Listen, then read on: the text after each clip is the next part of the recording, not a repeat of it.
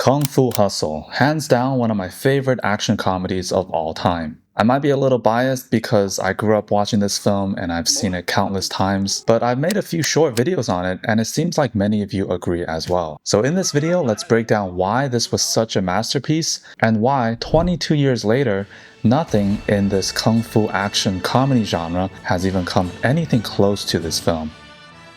If you haven't seen Kung Fu Hustle, what are you doing? Go watch it now and come back to this video. If you have seen it, then you know that this film blends so many genres together. For example, Wuxia, the martial arts epic.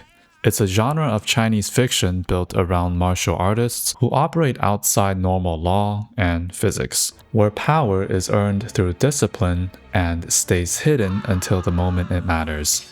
In Kung Fu Hustle, the Pigsty Alley is filled with people who look like regular folks, but one by one, the film reveals that they're retired martial arts legends operating at a wuxia level. They all have regular jobs, a laborer, a tailor, a baker, but their real power stays concealed until it counts. Oh, and these side characters are played by actual Kung Fu legends in real life.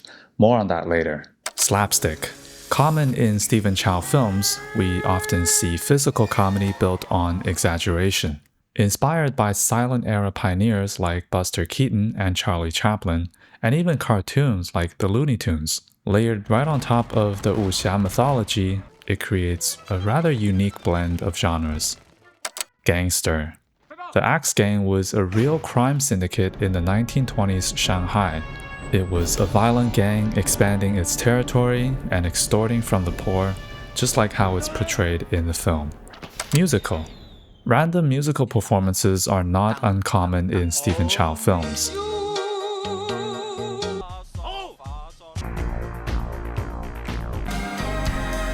In musicals, dancing is often a part of it, and here we see a full-on dance choreography with the Axe Gang. Fun fact, the actor who played the leader of the Axe Gang, who also played the goalie in Shaolin Soccer, Danny Chan, was an actual dancer. Stephen Chow said in an interview, "I took a long time to try to figure out how to make it tougher and different from normal gangs. I saw that he danced, and I thought, why not? Let's dance." Melodrama and the redemption arc.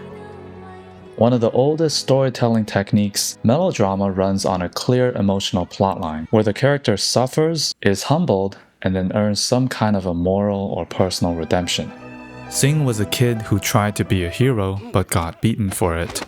As an adult, he gets humbled by the underworld he tries to be a part of, and slowly earns his way back to becoming the person he gave up on being as a kid.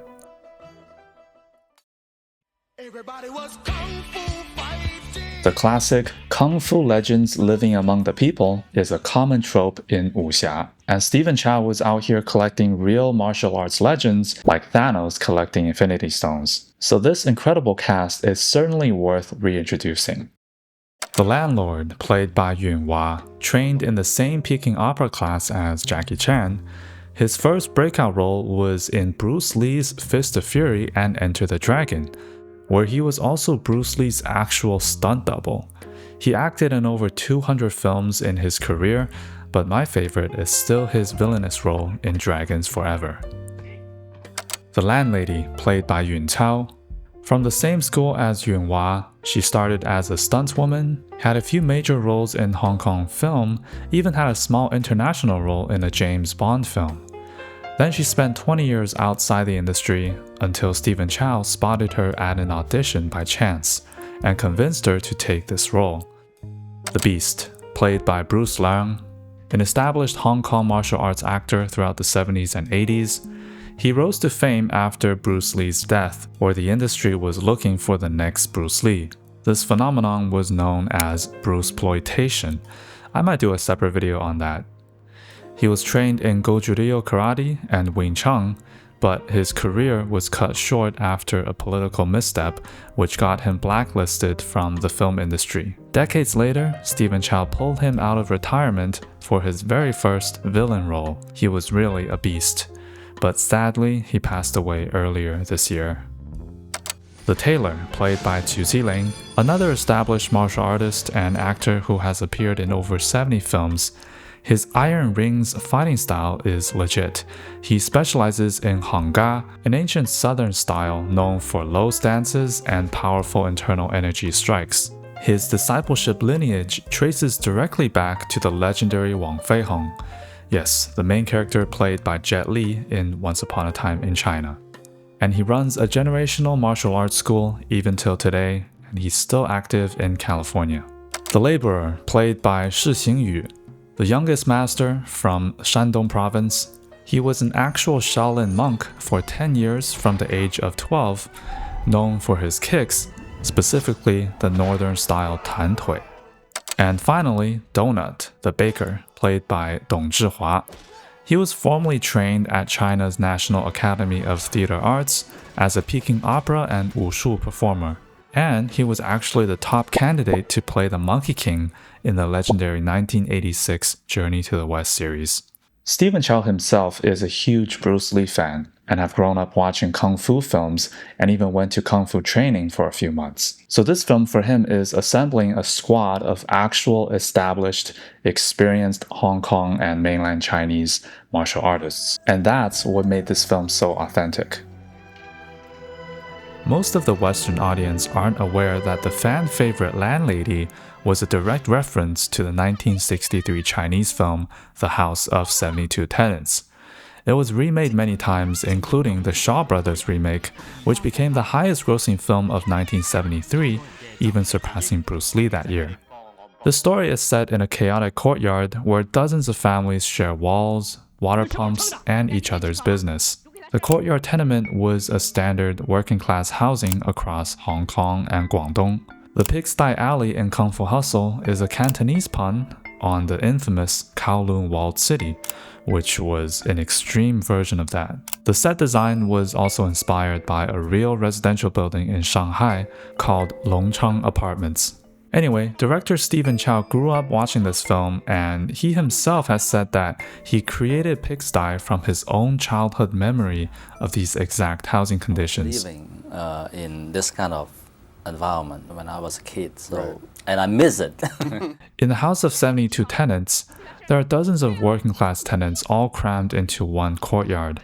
The landlady and her husband squeeze rent out of everybody and have a corrupt cop on their side. But the tenants band together and outwit her again and again through collective solidarity. So this is a familiar story for many older Chinese audiences. But for Western viewers, Kung Fu Hustle is also filled with references from some of the most iconic scenes in cinema. The obvious one here is when the landlady cracks her knuckle. This is a nod to Bruce Lee's In the Way of the Dragon. In the very beginning, when Sing steps onto the field and destroys the football, is an obvious reference to his previous film Shaolin Soccer, so no more football in this film. When the Axe Gang calls for backup, they shoot up a flare, which is a clear reference to the bat signal from Batman.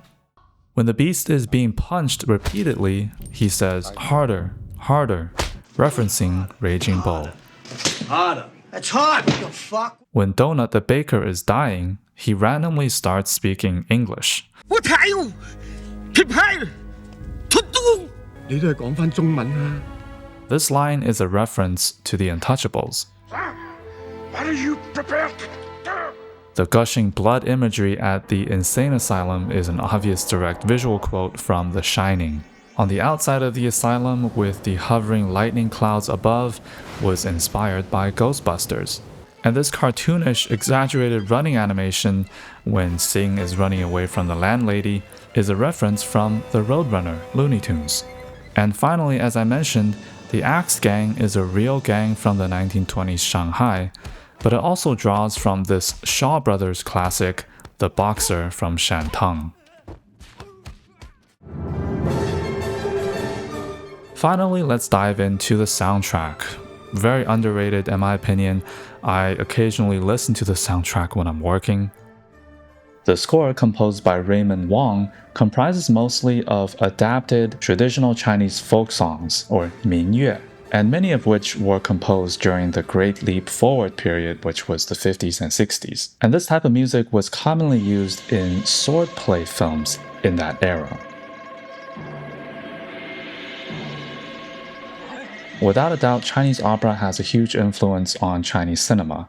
Did you know that the first Chinese movie was actually an opera? In the Chinese opera stage, it combines singing, acrobatics, and combat, backed with a live orchestra of melodic instruments and percussion. Especially in the military plays known as Wuxia, Chinese instruments accompany the action. For example, the percussion would punctuate every flip, strike, and block.